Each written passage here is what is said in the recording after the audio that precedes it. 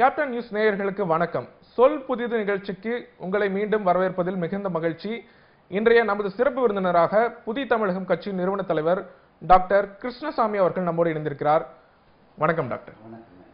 சமீப காலமாக திராவிட கட்சிகள் மீது மிக கடுமையான விமர்சனத்தை வச்சுட்டு வரீங்க. திமுக என்பது ஒரு திராவிட மாயை, அதிமுக என்பது ஒரு திரைப்பட மாயைன்னு சொல்லிட்டு வரீங்க. சமீபத்திய அரசியல் நிகழ்வுகளால இந்த முடிவுக்கு வந்தீங்களா? இதற்கான காரணம் என்ன? இது திடீரென்று எடுத்த முடிவு இல்லைங்க. இதுக்கு பெரிய அரசியல் சாயம் பூச வேண்டிய அவசியம் கிடையாது. தமிழ் மக்களுடைய அடையாளத்தை மீட்டெடுப்பதாகவும் திராவிடர்களை சாதி மதங்களுக்கு அப்பாற்பட்டு ஒருங்கிணைப்பதாகவும் சொல்லி வந்த திராவிடம் அந்த கடமையை அவர்கள் நிறைவேற்றவில்லை, நிறைவேற்ற தவறிவிட்டார்கள். அதன் காரணமாகத்தான் நாங்கள் புதிய தமிழகம் கட்சியே 1996 துவக்க வேண்டிய நிலையே வந்தது. எனவே அந்த அடிப்படையில் தான் நாங்கள் திராவிட இயக்கமாக கருதக்கூடிய திராவிட முன்னேற்ற கழகத்தையோ அதிமுகவையோ நாங்கள் பார்க்கிறோம். இதில் வேறு எந்த விதமான உள்நோக்கம் கற்பிக்க வேண்டிய அவசியம் கிடையாது. அதாவது இந்தியாவினுடைய சுதந்திரத்துக்கு பிறகு காங்கிரஸ் கட்சியை ஆட்சியிலிருந்து அகற்றுவதற்கு அரசியல் ரீதியான கோஷத்தை திமுக வைக்கல. காங்கிரஸ் கட்சி சாலை அமைத்து கொடுத்தார்கள், அணைகளை கட்டி கொடுத்தார்கள், அல்லது பள்ளிக்கூடங்களை கட்டி கொடுத்தார்கள். இந்த மாத வளர்ச்சி பணிகள் இருந்தாலும் கூட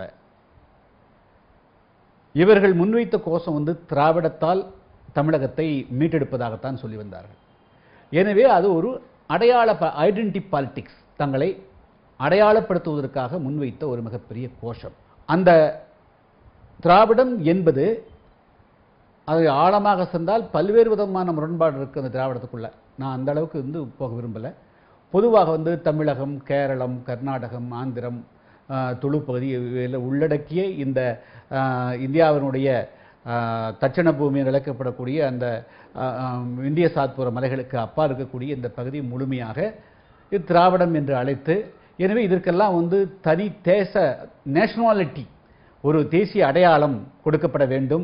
இன்னும் சொல்லப்போனால் இது திராவிட நாடு தனி நாடாக வேண்டும் என்று அவர்கள் கோஷம் வைத்திருக்கிறார்கள். அது 67க்கு முன்னாடி 62 இந்திய சீனா போர் வருவதற்கு முன்பு வரையிலும் திராவிட முன்னேற்ற கழகத்தினுடைய பிரதானமான கோஷமே திராவிட நாடு அடைந்தே தீர வேண்டும் என்பதுதான். ஆனால் அதையெல்லாம் இப்ப அவங்க எதுவுமே தனிநாடு கைவிட்டாங்க. இல்ல, இப்ப பிரதானமான கேள்வி என்ன எழுதுனா, இந்த 50 வருட திராவிட ஆட்சியில் ஒன்றுமே செய்யவில்லையா தமிழகத்திற்காக, தமிழக மக்களுக்காக, தமிழ் மொழிக்காக? அப்படி பிளைண்டா நான் ரெஃப்யூஸ் பண்ண வரல. அவர்கள் சாலைகள் போட்டு கொடுத்தது உண்மைதான்.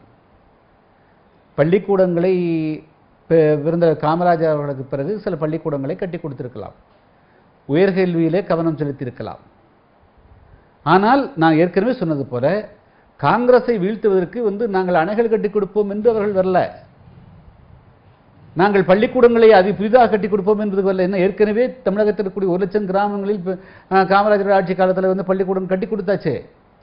அவர்கள் நாங்கள் திராவிடத்தை ஆரியத்திலிருந்து மீட்போம், திராவிடத்தை தேசியத்திலிருந்து மீட்போம் என்றுதான் சொல்லிக் கொண்டு வந்தார்கள். அதுதான் கிரக்ஸ் ஆஃப் த சிச்சுவேஷன்.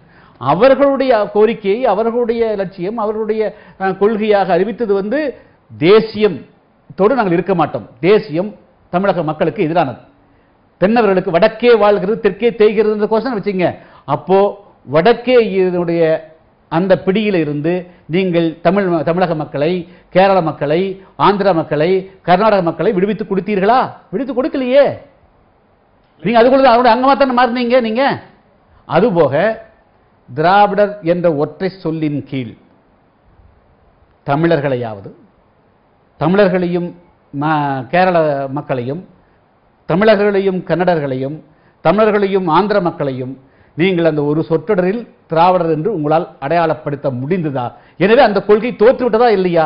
திராவிடம் மாயே இல்லையா என்பதுதான் என்னுடைய கேள்வி. இல்லை, என்னுடைய கேள்வி பிரதானமாக ஏன் எழுகிறது என்றால், என்னுடைய நினைவு சரியாக இருந்தால் கடந்த 2 வருடங்களுக்கு முன்பு நடந்த ஒரு பத்திரிகையாளர் சந்திப்பில் டாக்டர் சொன்னது, திராவிட இயக்கங்கள் தமிழகத்தை, தமிழ் மக்களை ஒன்றுபடுத்தியுள்ளன, சாதி மதம் இல்லாமல் ஒன்றுபடுத்தியுள்ளன. அப்படி எந்த இடத்துல சொல்லியிருக்கவே மாட்டேன். 1900 நாங்கள் 96 95 குடியரசு நிகழ்ச்சியிலிருந்து நீங்கள் எல்லாம் பார்த்துங்க. அந்த மாதிரி தமிழகத்தை அவர்கள் ஒன்றுபடுத்தி சொல்லணும். அதாவது திராவிட இயக்கங்களோடு கூட்டணி சேருவதற்கு என்ன காரணம் என்று கேட்கின்ற பொழுது சமூக ஒற்றுமைக்காகத்தான் நாங்கள் சேர்க்கிறோம் சொன்னோம். அவங்க சமூக ஒற்றுமை உருவாக்க நான் 2011 அதிமுகவோட கூட்டணி சேருகின்ற சூழ்நிலை வந்த பொழுது சமூக ஒற்றுமையை நிலைநாட்டுவதற்காக, சமூக ஒற்றுமையை அதிமுக உருவாக்கல, திமுக சமூக ஒற்றுமையை நிலைநாட்டல. எனவே சமூக தளத்தில் ஒற்றுமையை உருவாக்க வேண்டும் என்பதற்காகத்தான் நாங்கள் புதிய தமிழகம் கூட்டணி என்று சொன்னோம். எனவே சமூக தளத்தில் ஒற்றுமையை நாங்கள் தான் முன்னெடுத்து செல்வதாக சொல்லுகிறோம், அவங்க முன்னெடுத்ததாக நான் சொல்ல. ஏப்ரல் 11, 2015 டாக்டர் அவர்கள் கொடுத்த பேட்டியில் திராவிட கட்சிகள் திராவிடர்கள் என்ற போர்வையில் ஓரளவுக்கு தமிழர்களை ஒன்றுபடுத்தியுள்ளன என்று ஒரு பத்திரிகையாளர் சந்திப்பு சொல்றாரு. இல்ல, அது அப்படி இல்லை. அதாவது ஓரளவு என்று சொன்னால் பெருந்திரளாக இருக்கக்கூடிய ஒடுக்கப்பட்ட மக்களை, தேவேந்திரர்கள் வேடார்களை விட்டுவிட்டு, அருந்ததிய மக்களை விட்டுவிட்டு, ஆதிராவிடர் பறையிருந்து அழைக்கப்படக்கூடிய ஆதிராவிட மக்களை விட்டுவிட்டு, சலவை தொழிலாளர்களை விட்டுவிட்டு, சவர தொழிலாளர்களை விட்டுவிட்டு, அதே போல நெசவாளர்களை விட்டுவிட்டு, மிகப்பெரிய ஒரு சக்தியை விட்டுவிட்டு வேண்டுமென்றால் ஒரு செக்ஷன் திராவிடர்கள் வச்சிருக்கலாம். தமிழகத்தில் ஒரு தேசிய கட்சி ஆட்சிக்கு வருவதற்கு வாய்ப்பு இருக்குன்னு சொல்லியிருக்கீங்க. அந்த தேசிய கட்சி எந்த கட்சியாக இருக்க வாய்ப்பு இருக்குன்னு நினைக்கிறேன். ஏன் தேசிய கட்சி தமிழகத்தை ஆண்டால் என்ன தவறு? இல்ல, ஆளு நினைத்தால் என்ன தவறு? எதுவும் நாங்க எதுவும் சொல்லல. தேசிய கட்சியின் முன்வைக்கும் போது பிரதானமான இருக்கக்கூடிய கட்சிகள் தேசிய கட்சி புதிய தமிழகமே தேசிய கட்சியாக மிளரலாம், வளரலாம். இங்க பிரதானமான கேள்வி ஏன் எழுதுன்னா, சமீப காலத்தில் போன தேர்தல் வரைக்குமே நீங்க திராவிட கட்சிகளோடு தான் கூட்டணியில் இருந்தீர்கள். திடீரென்று தேசிய கட்சி தமிழகத்தில் ஆட்சிக்கு வர வாய்ப்பு இருக்குன்னு சொல்லும் போது ஒரு சந்தேகம் எழுகிறது இல்லவா? இல்ல, அதாவது ஏன் தமிழகத்துக்கு இனிமேல் தமிழகத்திற்கு விடிவு காலம் என்று சொன்னால் அது கல்வியில், பொருளாதாரத்தில், சமூகத்தில், ஊழலிலிருந்தும் தமிழகத்திற்கு விடிவு காலம் வர வேண்டும் என்று சொன்னால், தமிழர்களுடைய அடையாளம் மீட்டெடுக்கப்பட வேண்டும் என்று சொன்னால், இவர்கள் சொல்லக்கூடிய திராவிடத்தினுடைய அடையாளம் மீட்டெடுக்கப்பட வேண்டும் என்று சொன்னால், இனிமேல் இந்த இரண்டு கட்சிகளால் அது சாத்தியமே இல்லை. அவருடைய காலத்துக்கு முடிவு வந்துவிட்டது.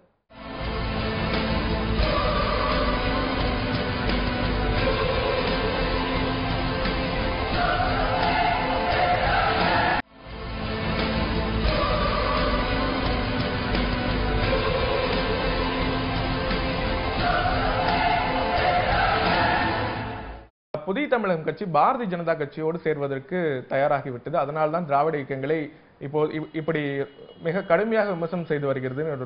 அதாவது நான் ஒரு அரசியல் கூட்டணி வைப்பதை மனசிலே வச்சு எந்த விதமான கருத்தையும் சொல்றதில்லை. அதுக்கு இப்பொழுது ஒரு அவசியம் இல்லை. 2019 நடக்கக்கூடிய நாடாளுமன்ற தேர்தலோ அல்லது 2021 வரக்கூடிய சட்டமன்ற தேர்தல்களிலோ எப்படிப்பட்ட கூட்டணிகள் அமையும் என்று இப்பொழுது முன்கூட்டி யாராலும் கணிக்க முடியாது. டாக்டர் அவர்கள் கடந்த 3-4 மாதங்களாக சொல்லி வரும் கருத்துக்கள் கேட்கிறேன், பாரதிய ஜனதா தலைவர் சொல்லி வரும் கருத்துக்களை ஒத்துப்போகிறது. தமிழகத்தில் நாங்கள் இப்படி வச்சுக்கலாம், பிஜேபியுடன் உடனடியாக கூட்டணி சேர்ந்தால் உடனடியாக நாங்கள் திமுகவோடோ அதிமுகவோட கூட்டணி சேர்ந்து பெறக்கூடியதை விட பிஜேபி தமிழகத்திலே அவ்வளவு பெரிய கட்சியாக இருக்கிறதா? அது அல்ல. நாங்கள் சில லட்சிய கொள்கை கடந்த பல வருடங்களாக, பல 10 ஆண்டு காலமாக அல்லது பல 10 வருடங்களாக தமிழகத்திலே நடந்து வரக்கூடிய 67க்கு பிறகு தமிழகத்துக்கு ஆட்சி செய்ய வந்த திராவிட முன்னேற்றக் கழகமோ அண்ணா திராவிட முன்னேற்றக் கழகமோ அவங்களுடைய கொள்கையிலிருந்து வெகு தூரம் விலகி சென்று விட்டார். அரசியலியாரம் என்ற ஒற்றை புள்ளியிலே தான் அவர்களுடைய நோக்கமெல்லாம் தேர்தலை சந்திக்கிறார்கள் தவிர அரசியல் அதிகாரத்தை அடித்திடக்கூடிய அனைத்து தரப்பு மக்களுக்கும் கொண்டு செல்வதிலே அவர்கள் குறியாக இல்லை. 67 இப்போ 2017 50 வருடங்கள் பூர்த்தியாகிவிட்டது. இந்த 50 வருடத்தில் நீங்கள் திராவிடருடைய ஆட்சி நடப்பதாக சொன்னால் அல்லது தமிழர்களுடைய அடையாளத்தை நீங்கள் மீட்டெடுப்பதாக சொன்னால் அது உண்மை என்று ஏற்றுக்கொள்ள முடியுமா? இன்னைக்கு தமிழகத்தில் இருக்கக்கூடிய எந்த ஒரு சமுதாயத்தை சேர்ந்தவர்களாக இருந்தால் யாராவது தன்னை தமிழர் என்று அடையாளப்படுத்திக் கொள்வதற்கு தயாராக இருக்கிறாங்களா? தங்களுடைய ஜாதியைத்தான் முன்னிலைப்படுத்தக்கூடிய நிலைமையை இந்த திராவிட இயக்கங்கள் உருவாக்கி அதுதான் வேதனை எனக்கு. நீங்க சொல்லுங்க, மேற்கு வங்கத்தில் மம்தா பானர்ஜி அவர்கள் கடந்த 10 வருடங்களுக்கு முன்பு தான் அங்கு ஆட்சிக்கு வந்தார். ஆனால் பெங்காலி என்ற ஒற்றை சொற்றொடரில் அனைத்து பெங்காலிகளையும் ஜாதி வித்தியாசம் இல்லாமல் இணைப்பதற்குண்டான முன்மை இருக்கிறார். பெங்காலிஸ் என்று ஒரே வார்த்தை கொண்டு வரார். ஆனால் இங்க இருக்கக்கூடிய திமுகவோ அதிமுகவோ தமிழர்களை தமிழர்கள் அடையாளப்படுத்தல. நீங்க ஒரு குறிப்பிட்ட ஜாதி எடுத்துக்கிறீங்க. யாரு வடக்கு மாவட்டத்தில் மெஜாரிட்டினா அந்த கம்யூனிட்டி எடுத்துக்கிறீங்க, மேற்கு மாவட்டத்தில் ஒரு கம்யூனிட்டினா அந்த கம்யூனிட்டி எடுத்து நீங்க போட்டுறீங்க. அவங்களுக்கு மந்திரி பதவியில 8 மந்திரி 10 மந்திரி எண்ணி வாரி வாரி வழங்குறீங்க. அதே போல தெற்கு மாவட்டத்தில் கொஞ்சம் பேர் இருக்கிறாங்கன்னா அவங்களை நீங்க தூக்கி பிடிக்கிறீங்க. ஸோ நீங்க வந்து அனைத்து தமிழர்களையும் சமமாக பாவிக்காத ஒரு குற்றத்துக்கு திமுக அண்ணா திமுக ஆளாக இருக்கிறீங்க. தமிழர்களை சொல்றேன், தமிழர்களாக மலர்வதற்கு ஒரு தேசிய கட்சி தமிழகத்தில் இருந்திருந்தால், ஒரு காங்கிரஸ் கட்சி இருந்தாலோ, ஒரு நாளைக்கு பிஜேபி ஆட்சிக்கு வந்தாலோ, நிச்சயமாக அனைத்து தமிழர்களும் நிச்சயமாக சம தட்டத்தில் பார்க்கக்கூடியவர்களாக உருவாக்க எல்லா வாய்ப்பு இருக்குது. ஆனால் திராவிட இயக்கங்கள் தமிழகத்தில் இருக்கவில்லும், தமிழகத்தில் ஒற்றுமையை உருவாக்க முடியாது, தமிழகத்தில் சமத்துவம் வராது, தமிழர்களாக அடையாளப்படுத்தும் இவங்க விட மாட்டாங்க. ஏன்னா ஒரு தமிழர்களை வந்து ஜாதி ரீதியாக பிரித்தால் மட்டும்தான் இவர்கள் ஆட்சியில் இருக்க முடியும் என்று ஒரு மோசமான கணக்கு போட்டுத்தான் 67 இருந்து ஆட்சி நடந்திருக்கு. இல்ல, இந்தியாவிலேயே எடுத்துக்கொண்டால் தமிழகத்தில் மட்டும்தான் ஜாதி பெயரை பின்னோட்டாக போட்டுக்கொள்ளும் வழக்கம் இல்லாமல் இருந்து வருகிறது. இந்தியா முழுக்க ஜாதி பெயரையும் ஒரு அவங்களுடைய நீங்க சொல்ல போட மம்தா பானர்ஜி என்று போட்டுக்கொள்ளும் பழக்கம் தமிழகத்தில் இல்லை. அதை சொல்லுங்க. அங்க ஜாதி பெயரை போட்டுக்குவாங்க, ஆனா ஜாதி ரீதியாக நடக்க மாட்டாங்க. இங்க போலியா தான் சொன்ன திராவிட மாயை என்று சொன்னது காரணமே, ஜாதி பெயரை போட்டுக்க மாட்டாங்க, ஆனா ஜாதி வெறிகளாக நடந்து கொள்வார்கள். ஜாதி உணர்வு இல்லாமல் நடக்கவே மாட்டாங்க. இல்ல சொல்றேன், அதுதான் இங்க எல்லாமே போலியும் மாயையும். அங்க வந்து பானர்ஜின்னு போட்டுக்குவாங்க, they won't behave as a பானர்ஜியா பண்ண மாட்டாங்க, பட்டேலா போட்டுக்குவாங்க, அப்படி பிஹேவ் பண்ண மாட்டாங்க. இல்ல, பாரதிய ஜனதா கட்சியோடு புதிய தமிழகம் இணைவதற்கான வாய்ப்புகள் உள்ளது என்று இது போன்ற முன்னெடுப்புகள் ஏன் சொல்லப்படுகிறது என்றால், பாரதிய ஜனதா கட்சி கடந்த 3-4 மாதங்களாக எந்த விதமான கருத்துக்களை முக்கிய பிரச்சனைகளில் சொல்லி வருகிறதோ அதற்கு ஆதரவாகவோ இல்ல அதை ஒற்றியான கருத்து தான் நீங்க சொல்கிறீர்கள். குறிப்பாக நீட் தேர்வுக்கு ஆதரவு, ஹைட்ரோ கார்பன் பிரச்சனை, இது போன்ற விஷயங்களில் நீங்கள் தெரிவிக்கும் கருத்துக்களும் பாரதிய ஜனதா தலைவர்கள் தெரிவிக்கும் கருத்துக்களும் ஒன்றாகவே உள்ளன. அதாவது நீங்க வந்து வண்டிக்கு முன்னாடி குதிரையை போடுறது போல குதிரைக்கு முன்னாடி வண்டி போட நினைக்கிறீங்க, அது தப்பு.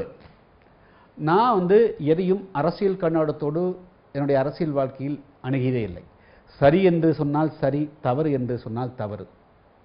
நீட் தேர்வை வேண்டாம் என்று சொன்னதற்கு அடிப்படை காரணத்தை விஞ்ஞானபூர்வமாக திமுகவோ அதற்கு அது திமுகவுடைய லைன்லேயே போன அண்ணா திமுகவோ அல்லது கம்யூனிஸ்ட் கட்சிகளோ வேறு எந்த காங்கிரஸோ பிஜேபியோ அது சாரி வேறு எந்த கட்சியோ சொல்ல இயலாது. அவர்கள் வெறுமனே இதை வைத்து மத்திய அரசுக்கு எதிராக ஒரு கருத்தை சொல்ல வேண்டும் என்பதற்காக அவர்கள் தான் அரசியல் சொல்றாங்களே தவிர எனக்கு அரசியல் இல்லை. நான் வந்து நீட் தேர்வு வேண்டும் என்று சொன்னதுக்கு காரணம், இந்தியா முழுமைக்கும் நம்முடைய கல்வியினுடைய தரம் ஒரே மாதிரியாக இருந்திட வேண்டும்.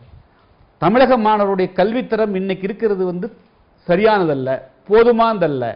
நான் வந்து அந்த அளவுக்கு மேலே வரணும். அப்போ எனவே நீட் தேர்வு ஒன்று வந்தால் தான் ஒரு எல்லையை வகுக்கின்ற பொழுது தான், ஒரு பெஞ்ச் மார்க் வைக்கிற போது தான் அதை தாண்டுவதற்காக வந்து எல்லோருமே வந்து ஒரு முயற்சி எடுக்க முடியும். இன்னைக்கு வந்து ஏறக்குறைய 20-30 ஆண்டு காலமாக ரேங்க் பட்டியல் விட்டாங்க, 50 வருஷமாக கூட ரேங்க் பட்டியல் இருந்தது. ஆனால் இன்னைக்கு வந்து ரேங்க் பட்டியலை தவிர்த்திருக்காங்க என்று சொன்னால் காரணம் என்ன? எதுக்காக ரேங்க் பட்டியல் தவிர்த்தீங்க? அப்போ உங்ககிட்ட வந்து குவாலிட்டேட்டிவ் சேஞ்ச், ஏதோ வந்து குணமாற்றம் நடக்குதுன்னு அர்த்தம். அப்போ நான் ரேங்க் பட்டியல் விடுறதுனால நம்மிடத்தில் மாணவர்கிட்ட தாழ்வு மனப்பான்மை வருது, வேறு சிலர் வந்து இது ஆதாயம் அடைகிறார்கள் என்ற அடிப்படையில் பண்ணுறாங்க. ஸோ இப்போ கல்வியினுடைய தரத்தை அடிப்படை சாதாரண பள்ளியிலிருந்தே ஊக்குவிக்க வேண்டும், மாற்ற வேண்டும் என்ற எண்ணம் ஏன் வருது? இன்னைக்கு நீட் தேர்வை வந்து மத்திய அரசு அமலாக்குறதுனால தான் வருது. வெறும் அரசியலுக்காக இங்கே சொல்லுவதைப் போல அங்கும் நடந்திருந்தால் அது சரியா இருந்திருக்காது. மத்திய அரசை விமர்சித்து பேசுவவர்கள் எல்லாமே ஒரு அனார்கிச கும்பல், ஒரு அரசே இருக்கக்கூடாது என்று சொல்லக்கூடிய கும்பல்கள்னு சொல்லியிருக்கேன். இது போன்ற பேச்சுக்கள் எல்லாம் ஒரு எம்எல் ஒரு பின்புலத்திலிருந்து வந்த டாக்டருக்கு இது எப்படி இந்த பேச்சுக்கள் நான் கேட்கிறேன் இல்லையா? நீங்க வந்து கொள்கைகளை விமர்சிக்கலாம், அரசினுடைய திட்டங்களை விமர்சிக்கலாம் ஆச்சுங்களா? திட்டங்களை இல்லாமல் வெறுமனே வந்து ஒரு 1000 பேர் கூட்டிட்டோம், 1,00,000 பேர் கூட்டிட்டாங்கக்காக எதை வேண்டுமென்றாலும் பேசுவதுங்கிறது எப்படி முடியும்? வெறும் மோடிக்கு எதிராக மட்டும் கோஷம் எழுப்புவது, மோடியை மட்டும் டார்கெட் பண்றது எப்படி சரியாக முடியும்? You have to target. அதாவது ஒரு திட்டம் வந்து தவறாக இருந்தால் அந்த திட்டத்தை தான் நீங்க டார்கெட் பண்ணணும். மோடிக்கு எதிராக மட்டும் நீங்க கோஷம் போடுங்கிறது வந்து இஸ் இட் நாட் அனார்கிசம்? நாங்க சொல்றேன், இப்போ ஆட்சியில் இருக்கிறாரு எடப்பாடி பழனிசாமிக்கு எதிராக கோஷம் போட்டா இஸ் இட் நாட் அனார்கிசம்? ஜெயலலிதாவுக்கு எதிராக வெறுமனே கோஷம் போட்டா அனார்கிசம் இல்லையா? கருணாநிதிக்கு எதிராக சொன்ன யூ சப்ஸ்டான்சியேட், அதை வந்து நியாயப்படுத்துங்கள். உங்களுடைய எந்த கொள்கை உங்களுக்கு தீங்கு விளைவிச்சதுன்னு சொல்லுங்க. அதன் மூலமா நீங்க என்ன பாதிப்பு காலம் நான் வந்து நெடுவயல் அதுல வந்து என்னன்னா, இந்தியாவில் வந்து எண்ணெய் வளம் மிக குறைவாக இருக்கிறது, எங்காவது ஒரு பகுதியில் தான் கிடைக்கிறது, அது ஆற்றினுடைய படுகைகள் தான் வந்து எண்ணெய் கிடைக்குது. அந்த அடிப்படையில் டெல்டா பகுதிகளில் புதுக்கோட்டை பக்கம்தான் வந்து முதல்ல காவிரியாரே ஓடிட்டு இருந்தது, அதுக்கு பிறகு திசை மாதிரி இருக்குது. ஸோ அந்த பகுதியில் ஒரு 10 கிராமங்களோ 20 கிராமங்களோ உள்ளடக்கியோ வந்து ஒரு எண்ணெய் கிடைக்குதுன்னு சொன்னா அப்ப நீங்க எந்த விதமான வளர்ச்சியுமே வேண்டாங்கிறது எப்படி இருக்க முடியும்? ஒரு பக்கம் நாட்டு மாடு வாங்கணும்னு போராடுறீங்க, நாட்டு பால் குடிக்கணுங்கிறீங்க, நாட்டு பெட்ரோல் கூடாதா? இல்ல அந்த இல்ல நாங்க இது அனார்கிசம். நாட்டுப்பால் வேண்டும் என்றும் நாட்டு மாட்டு வேண்டும் என்றும் கோஷம் போடக்கூடிய ஒரு பெரிய ஒரு குழுவினர் இளைஞர்களோடு சேர்ந்து கொண்டு மோடிக்கு எதிராக கோஷம் போட்டீங்க. எப்படி நடுவில் நாட்டு பெட்ரோல் வேண்டாம் அப்படின்னு கோஷம் போட்டீங்கன்னா இஸ் இட் நாட் அனார்கிசம்? இல்ல அந்த கேள்விக்கு தான் நான் வரேன். ஜல்லிக்கட்டு வந்து ஒரு சாதாரண ஒரு கலாச்சார பிரச்சனைன்னு நீங்க அதுக்காக போராடி இளைஞர்கள் மீது வச்சீங்க. ஆனா அதே டாக்டர் கிருஷ்ணசாமி அவர்கள் ஒரு கலாச்சார மீட்டுருவாக்கமாக, ஒரு சாதி மீட்டுருவாக்கமாக, ஒவ்வொரு சாதிக்கும் ஒரு கலாச்சாரம் உண்டு, ஒரு வீர வரலாறு உண்டு, அதே போலவே தேவேந்திர குல வேளாளர்களுக்கும் உண்டுன்னு சொல்றீங்க. எப்படி மகாராஷ்டிரத்தில் மகர் ஜாதிக்கு உண்டோ அதே போல எங்களுக்கும் உண்டு சொல்றீங்க. அதாவது இது வந்து முரணாகப்படவில்லையா கலாச்சாரம்? அதாவது ஜல்லிக்கட்டு இப்பொழுது இந்த ஜனவரிக்கு முன்பு வரையிலும் தமிழகத்தினுடைய 3 பகுதிகளில் தான் நடைபெற்றது. அது உங்களுக்கு தெரியும். ஒன்று மதுரை மாவட்டம் அலங்காநல்லூர், 2வது பாலமேடு, 3வது அவனையாபுரம். அதை தவிர தமிழகக்கூடிய 1 லட்சத்துக்கு மேற்பட்ட கிராமங்களில் எத்தனை இடங்களில் அதிகாரபூர்வமாக நடந்து கொண்டிருந்ததுன்னு சொல்லுங்க.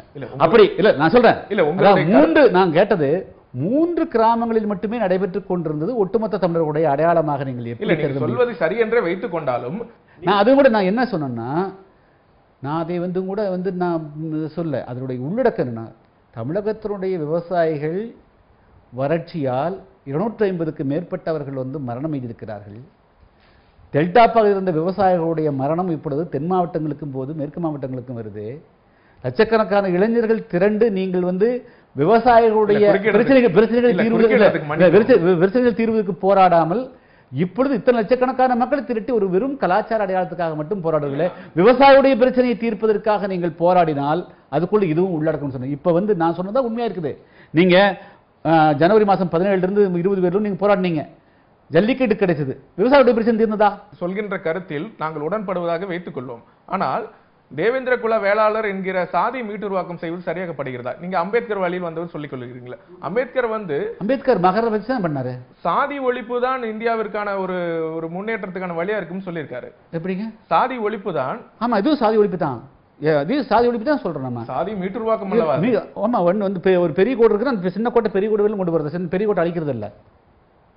தேவேந்திர வேளாளர்களுடைய அடையாளத்தை மீட்டெடுப்பது மூலமாகவும் தேவேந்திரருடைய பண்பாட்டை மீட்டெடுப்பது மூலமாகவும் ஜாதி தானா ஒழியுது. ஒரு ஜாதி எஸ்சின்னு இல்லாம ஒரு ஜாதி தாழ்ந்த ஜாதின்னு இல்லாம இந்த ஜாதி தன்னை வளர்த்துக்கிற போது ஆட்டோமேட்டிக் சமமாகுது இல்ல எங்களுடைய நிலைப்பாடு. ஏன் நீ ஒருத்தர் எஸ்சின்னு நிரந்தரமாக ஒரு முத்திரை ஊத்தி வச்சுக்கிறீங்க, அது வெளியே விட்டீங்கன்னா இதுங்க பாட்டில் வளர்றாங்க.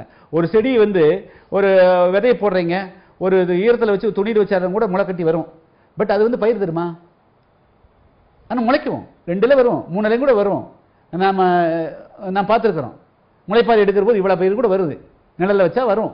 But will it be fruitful? அதே மாதிரி தான் இப்போ இந்த முளைப்பாரி வளர்த்த மாதிரி தான் எஸ்சி பட்டியலில் வச்சு கொஞ்சம் வளர்ந்துருக்க தவிர அது ஒரு செடியாக வளர்ந்து பலன் தரக்கூடிய அளவுக்கோ மரமாக வளர்ந்து பலன் தரக்கூடிய அளவுக்கோ இல்லாமல் இந்த பட்டியல் செஞ்சிருச்சுங்கிறதுனால தான் எங்களை இயற்கையான காற்றோட்டத்தில், இயற்கையான வெளிச்சத்தில், இயற்கையான சூழலில், இயற்கையான நிலத்தில், நல்ல நிலத்தில் வளர விடுங்க, மலர விடுங்கன்னு சொல்றோம்.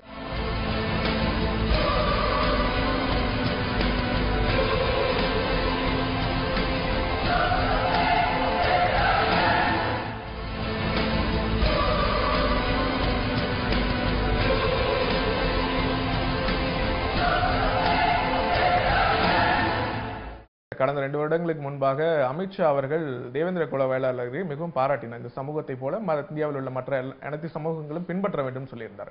அந்த ஒரு புள்ளியிலிருந்து பாரதிய ஜனதாவிற்கான கூட்டணியாக புதிய தமிழகம் முயற்சிக்கிறது என்று எடுத்துக்கொள்ளலாமா?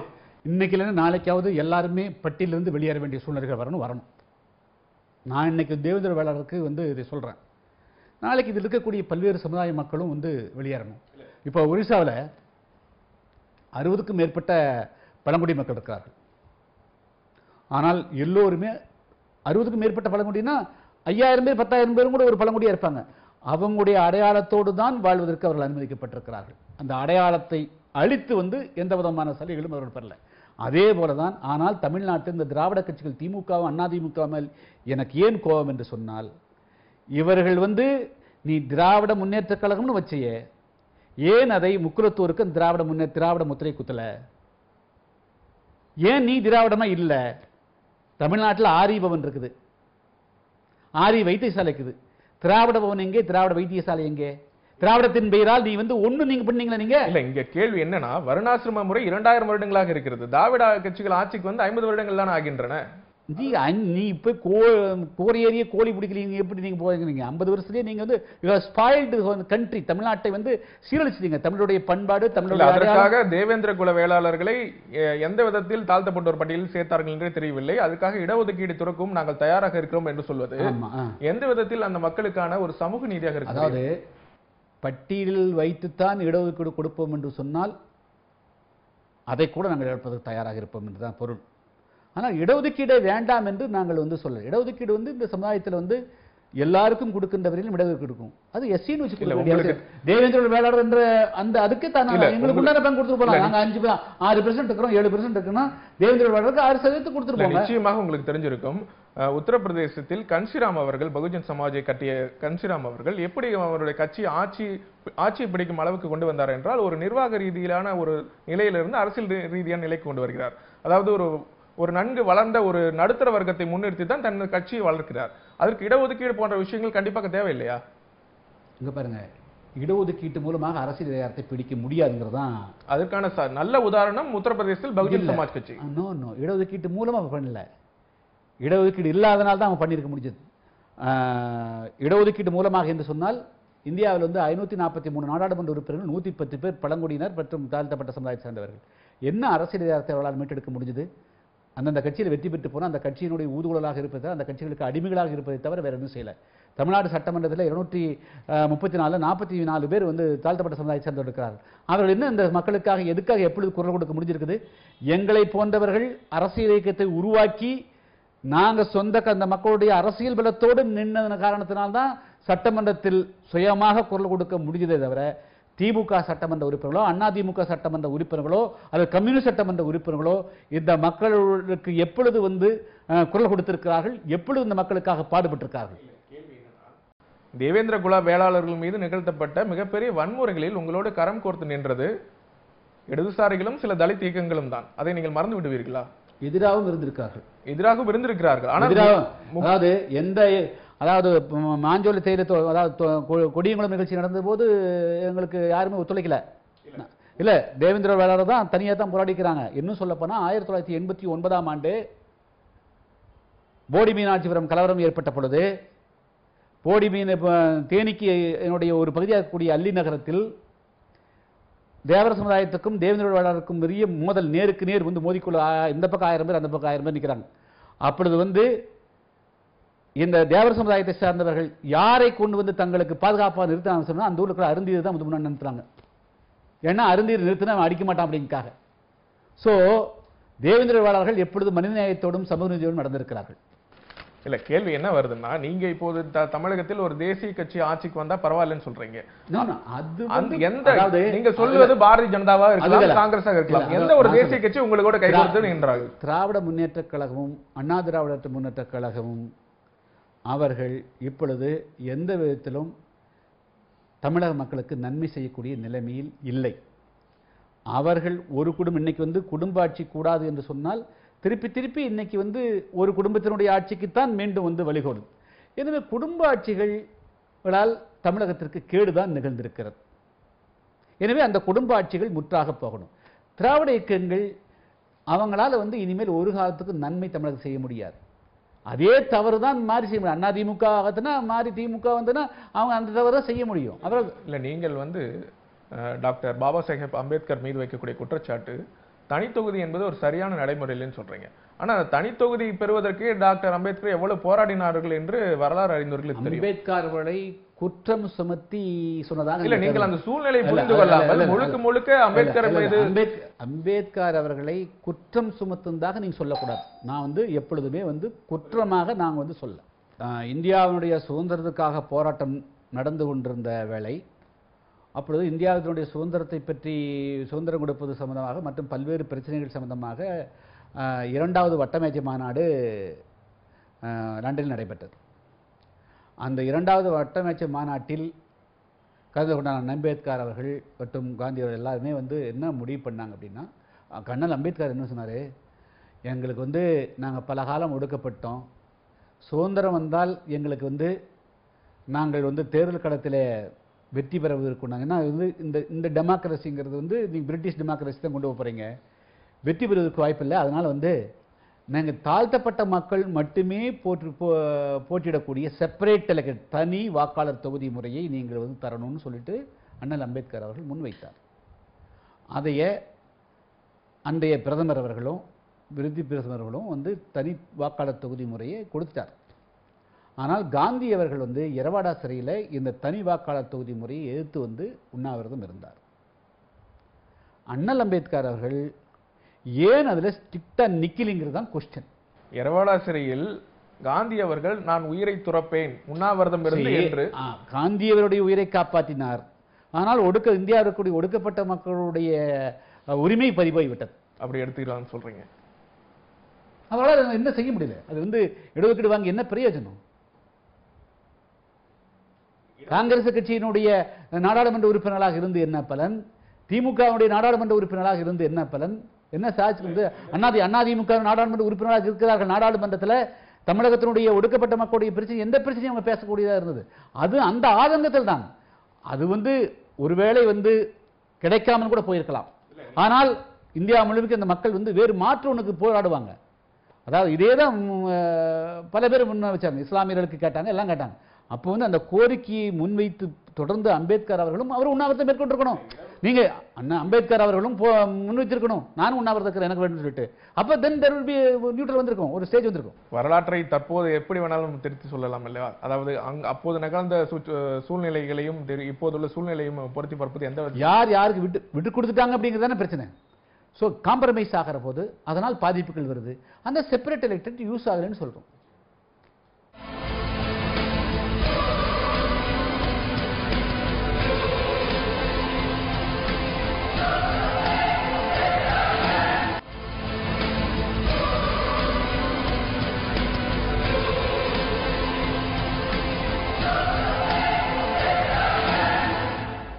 இடஒதுக்கீடை பற்றி உங்களுடைய கருத்துக்கு விடுதலை சிறுத்தைகள் தலைவர் திரு தொல் திருமாவளவன் கூறியிருக்கிற கருத்து வந்து இடஒதுக்கீட்டால் இழிவு என்பது ஒரு தாழ்வெண்ண உளவியலின் மன வெளிப்பாடுன்னு ஒரு விமர்சனம் வச்சிருக்காரு. அதை எப்படி பாக்குறீங்க? மேலும் அது மட்டும் இல்லாமல் அவருக்கு தாழ்வு மனப்பான்மை இருக்கிறதுனால தான் இடஒதுக்கீடு வேணும்னு கேட்கிறாரு. நாங்க தாழ்வு மனப்பான்மை இல்லாதனாலையும் நாங்க வந்து வெளியே வரணும்னு நினைக்கிறோம். எங்களுடைய அடையாளத்தை மீட்டெடுக்கிறது ஒன்றுதான் இந்த சமுதாயத்தினுடைய விடுதலை. என்னால உலகத்தில் இருக்கக்கூடிய எல்லா லீடர்ஸுமே என்ன பேசுவாங்கன்னா, முதல்ல you liberate your self, be identify your self. உன்னை அடையாளப்படுத்திக் கொள்ளுங்கிறது தான் உலகத்தினுடைய எல்லாருடைய கோட்பாடு. அதாவது ஈழத்தில் போராடிய பிரபாகரன் தன்னை தமிழனாக அடையாளப்படுத்துன்னு சொன்னார். காந்தி உன்னை இந்தியனாக அடையாளப்படுத்துன்னு சொன்னார். பெரியாருடைய கொள்கை திராவிடம் எனக்கு மாறுபட்ட கருத்து கூட திராவிடன் என்று அதே அடையாளப்படுத்த சொன்னாங்க. உலகத்தில் நடந்த அனைத்து போராட்டங்களையும் அடையாளத்துக்கான போராட்டம் தான். ஆச்சா, அடையாளத்துக்கான போராட்டத்தில் தேவேந்திர வைக்கிறது புரிஞ்சுக்கலைன்னா இஸ் அன்பிட் டு பி ஒரு தலித் லீடராக இருக்கிறது, ஒரு லீடர் சொல்லிக்கிறது அருகதை இல்லைன்னு சொல்றேன். இல்ல, அவர் அடையாள போராட்டத்தை ஏற்றுக்கொள்கிறார். அவர் என்ன கேட்கிறார் என்றால், அது அவருக்கு ஒன்றும் நஷ்டம் இல்லையே. அட்டவணை சாதிகளோடு நாங்கள் இருப்பது எங்களுக்கு கௌரவ குறைச்சலாக இருக்கிறது. அப்படிதான். அதாவது எஸ்சி என்ற ஒரு முத்திரை அவசியம் இல்லை. இல்ல, அந்த பேரில் என்ன இருக்குன்னு கேக்குறேன். எல்லா பேர்லயும் பேர் இல்லாம என்ன இருக்குது? ஏன் திருமாவளவன் பேர் மாத்தினாரு? அவங்க அப்பாவுக்கு பேர் மாத்தினாரு. தொல்காப்பியர் அங்கனா இருந்த பேரு அப்பா தொல்காப்பியர் பேர் மாத்தினாரு. ஏன் கட்சிக்காரர் பேரெல்லாம் வந்து குப்பனைய வந்து குணசேகரன் மாத்துறாங்க? அவங்க கட்சிக்காரருடைய பேரெல்லாம் எதுக்கு மாத்தினாங்க? அந்த பேர்ல இருக்கலாமே.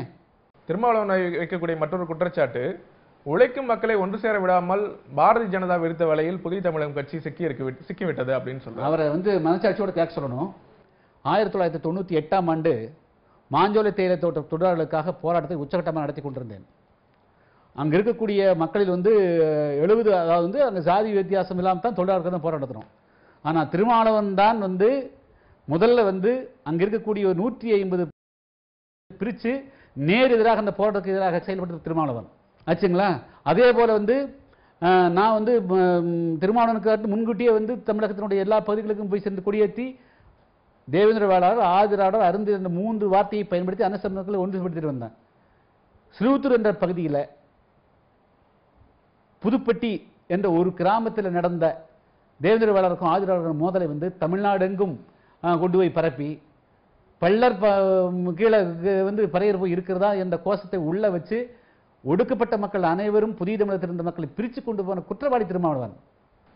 இந்தியாவில் எங்குமே 20% தலித் மக்கள் உள்ள மாநிலங்களான மகாராஷ்டிரா, ஆந்திரா போன்ற மாநிலங்களில் ஒரு தலித் முதலமைச்சர் என்கிற கனவு சாத்தியமாகியுள்ளது. தமிழகத்தில் ஏன் 21% இருந்தும் ஒரு தலித் சமுதாயத்தைச் சேர்ந்த முதலமைச்சர் வர முடியலன்னு நினைக்கிறீங்க? அது காரணம் வந்து இங்க இருக்கிற பிரச்சனைகள் தான் காரணம். ஏன் தலித் கட்சிகள் ஏன் ஒற்றுமையை ஏன் சாத்தியம் இல்லை? கட்சியில் அதாவது வந்து அங்க வந்து ஒரே பிரிவு தான் இருக்கிறாங்க. நான் சொல்றேன், யூபியில் எடுத்துட்டீங்க அப்படின்னா யூபியில் ஜாட்டவ்ங்கிற பெரும்பான்மை இருக்கிறாங்க. அதனால வந்து மாயாவதி வர முடிஞ்சது. மகர் என்ற பெரும்பான்மை இருக்கிற ஒரு பர்டிகுலர் இங்க வந்து தேவேந்திர வேளாளர் தனி, ஆதிராவிட தனியாக்குறாங்க, அருண் தனியாக்குறாங்க. இல்ல இல்ல இல்ல இல்ல கலாச்சார அது வந்து ஒவ்வொரு ஜாகரிப்புகள் பூகோள ரீதியாக தனியாக்குறாங்க தான் காரணம். ஊனா போராட்டத்தை முன்னெடுத்த ஜிக்னேஷ் மேவானி அவர்கள் தமிழகத்தில் நான் சென்னைக்கு வந்தபோது சொல்லியிருந்த ஒரு கருத்து, தமிழகத்தில் நான் தலித் தலைவர்களை சந்திக்க முயற்சிக்கிறேன், ஆனால் அவர்களுடைய மௌனம் என்ன அதிர்ச்சிக்குள்ளாக்குகிறது அப்படின்னு சொல்லியிருக்காரு. எங்களிடத்தில் யாரும் தொடர் வைக்கவில்லை. அப்படி அவர் யாரோட எங்களுக்கெல்லாம் முயற்சி செஞ்ச மாதிரி தெரியல. சமீபத்தில் டாக்டர் அவர்கள் முன்வைத்த ஒரு முக்கியமான ஒரு செய்தி என்னவென்றால், RSS அமைப்பை சேர்ந்த ஒருவர் குடியரசுத் தலைவராக ஆனால் அது வந்து அவங்களுடைய உட்கட்சி பிரச்சனை அப்படின்னு சொல்லியிருந்தீங்க. அவங்களுடைய பெரும்பான்மை இருந்தால் அவர்கள் வந்து விடுறதுக்கு அவர்களுக்கு உரிமை இல்லைன்னு சொல்லியிருந்தீங்க. பாரதிய ஜனதா கட்சி ஆட்சியில் இருக்கக்கூடிய மாநிலங்களில் தான் தலித்கள் மீதும் முஸ்லிம்கள் மீதும் தொடர்ந்து தாக்குதல் நடைபெற்று வருகின்றன. உதாரணம் கவ் ரக்ஷா என்று சொல்கிறார்கள், யுவ வாகினி, இது போன்ற பஜ்ரங் தள் போன்ற சில அமைப்புகள் பற்றி நீங்களும் தொடர்ந்து பேசியிருக்கீங்க கடந்த காலங்களில். இப்போது இது போன்ற நிலைப்பாட்டை எடுப்பது தலித் மக்களுக்கான, முஸ்லிம் போன்ற சிறுபான்மை மக்களுக்கான உரிமைகளில் கை வைப்பது போல ஆகாதா? அதாவது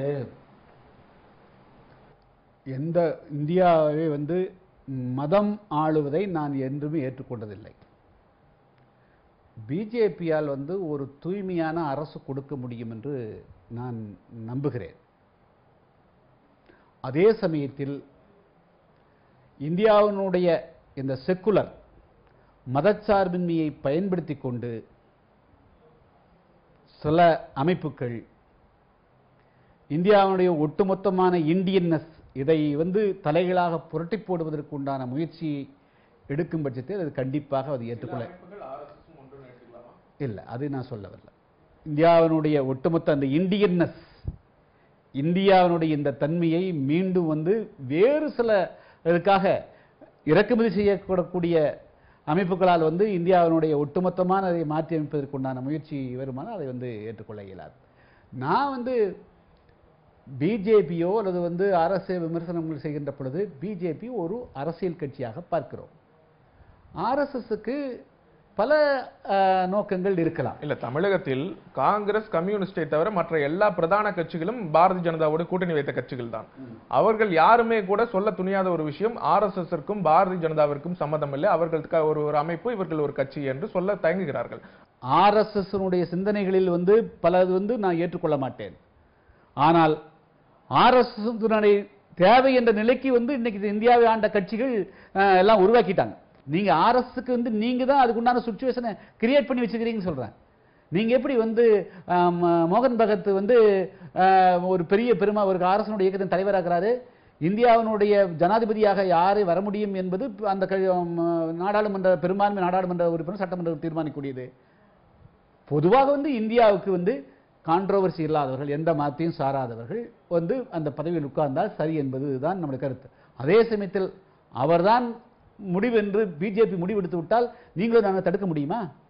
எனக்கு ஒன்றும் இப்போ வந்து யூபியில் வந்து யோகநாத் வந்து முதலமைச்சர் இருக்கிறார், அவர் ஒன்றும் பெரிய அத்துமீறி சட்டத்துக்கு மீறி ஒன்று நடக்கிற மாதிரி அவர் பதவியேற்ற உடனே கறிக்கடைகளை மூடும் சட்டவிரோதமா வந்து நடந்தா உடம்பு கேடுதான். சட்டவிரோதம் நடக்கிறதெல்லாம் குட்கா தடை செஞ்சதுன்னா குட்கா வந்து வித்தனா தடை பண்ணணுமா இல்லையா? நீங்க வந்து நீதி வந்து தடை பண்ணிருக்குது பிராந்தி கடை கூடாதுன்னு சொல்லிட்டு நீங்க ஓபன் பண்ணீங்கன்னா மக்கள் தடுக்க வேணுமா இல்லையா? தமிழகத்தில் கூட்டணி ஆட்சிக்கு தான் வாய்ப்பு இருக்குன்னு சொல்லியிருக்கீங்க. ஆமாங்க. அதை போலவே நீங்கள் ஒரு தேசிய கட்சி தமிழகத்தில் ஆட்சிக்கு வந்தா நல்லதுன்னு சொல்றீங்க. இந்த இரு முன்னெடுப்புகளையும் எடுத்துக்கொண்டு ஒரு புதிய கூட்டணி அமைவதற்கு அச்சாரமாக முன்முயற்சிகளை டாக்டர் கிருஷ்ணசாமி எடுக்கிறதுக்கு வாய்ப்பு இருக்கிறதா? நான் வந்து அந்த மாதிரி முயற்சி எல்லாம் இப்ப எடுக்கிறது இல்லை.